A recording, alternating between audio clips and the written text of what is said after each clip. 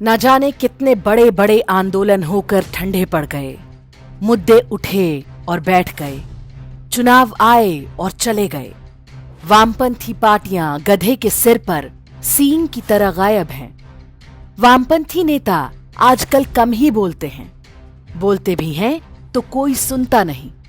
लेकिन दिल्ली के जहांगीरपुरी में जैसे ही बांग्लादेशी और रोहिंग्या घुसपैठियों के अवैध कब्जों पर बुलडोजर चलना शुरू हुआ, तो जो नेता सबसे पहले दौड़ता हुआ पहुंचा वो कम्युनिस्ट पार्टी का था नहीं, थी कहना अधिक उचित होगा। सीपीएम की नेता और बड़ी बिंदी गिरोह की सरगना बृंदा करात सर्वोच्च न्यायालय का आदेश लेकर स्वयं पहुंच गईं।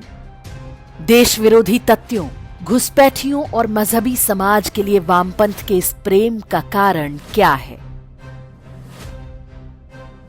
इस्लामी देशों में वामपंथियों को गोली मार दी जाती है, लेकिन भारत में हर बार वो मजहबी कट्टरपंथियों की ढाल बनकर खड़े हो जाते हैं। कॉमरेड बृंदा करात इससे पहले तब इतनी सक्रिय हुई थी जब दिल्ली से सटे बल्लभगढ़ में ट्रेन में सीट के झगड़े में जुनैद नाम के एक भाईजान की मौत हो गई थी। उनकी एंट्री के बाद ही सीट का झगड़ा अचानक बीफ के विवाद में बदल गया। इन्होंने ही अपराध की एक सामान्य घटना को सांप्रदायिक रंग देकर पूरी दुनिया में प्रचार कराया था कि भारत में मुसलमानों पर बहुत अत्याचार हो रहा है। भाजपा कभी कभार हिंदुओं की बात करती है, इसलिए उस पर सांप्रदायिक होने का ठप्पा है। कांग्रेस समेत शेष राष्ट्रीय और क्षेत्रीय दलों की मजहब और जाति के हिसाब से अपनी अपनी राजनीति है। केवल भाजपा ही है जिसके पास सांप्रदायिक दल होने का प्रमाण पत्र है। उसे ये प्रमाण पत्र वामपंथी इकोसिस्टम ने दिया है। जबकि सच ये है कि भारत को सांप्रदायिकता की आग में झोंकने का काम हमेशा कम्युनिस्टों ने किया है। वर्ष 2002 में गुजरात के गोधरा में साबरमती एक्सप्रेस में आग लगा दी गई। 59 निर्दोष लोग जिंदा जल गए, लेकिन ना तो मानवाधिकार खतरे में आया, ना ही लोगों की जान माल की सुरक्षा की चिंता किसी को हुई। संसद चल रही थी। उस समय केंद्र में भाजपा की सरकार थी। स्वाभाविक है कि भाजपा संसद में ये विषय क्यों उठाती। विपक्ष में कांग्रेस और कम्युनिस्ट पार्टियां थीं। उस समय तक कांग्रेस खुलकर हिंदुओं के विरोध में सामने आ चुकी थी। यह अवसर था कि वामपंथी दल संसद में भाजपा सरकार को घेर सकते थे। ये पूछ सकते थे कि ट्रेन में जा रहे लोगों की सुरक्षा में वो क्यों विफल रही।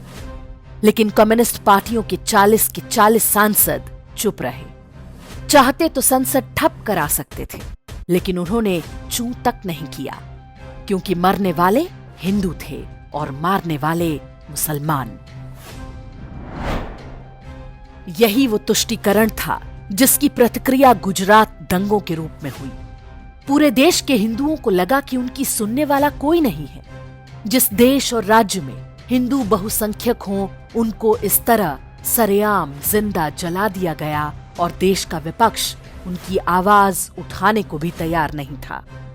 यदि वामपंथियों ने उस दिन संसद में खड़े होकर गोधरा कांड की निंदा भी कर दी होती, तो संभवतः गुजरात और देश सांप्रदायिकता की आग में झुलसने से बच गया होता। वामपंथ का ये चरित्र स्वतंत्रता के पहले से है। कांग्रेस ने यदि हिंदू विरोध और मुस्लिम तुष्टीकरण की राजनीति की, तो कम्युनिस्टों ने उसके समर्थन में कुतर्क गढ़ने का काम किया। इंदिरा गांधी के समय से स्कूली इतिहास की किताबों में मुगलों का महिमा मंडन वामपंथी विचारधारा वाले इतिहासकारों ने ही किया था। वामपंथ की इसी मनोवृत्ति के कारण भारत की जनता ने उसे पूरी तरह अस्वीकार कर दिया है। मुस्लिम घुसपैठियों को बचाने के लिए दिल्ली की 40 डिग्री की गर्मी में भी यदि कोई कम्युनिस्ट नेता अपने एसी कमरे से बाहर आ जाता है, तो आप समझ सकते हैं कि उनमें देश और हिंदुओं से घृणा किस हद तक भरी हुई है। वामपंथ आज भारत की राजनीति में पूरी तरह से अप्रासंगिक हो चुका है, लेकिन वामपंथी कार्यकर्ता न्यायालयों से लेकर नौकरशाही तक में बैठे हुए हैं।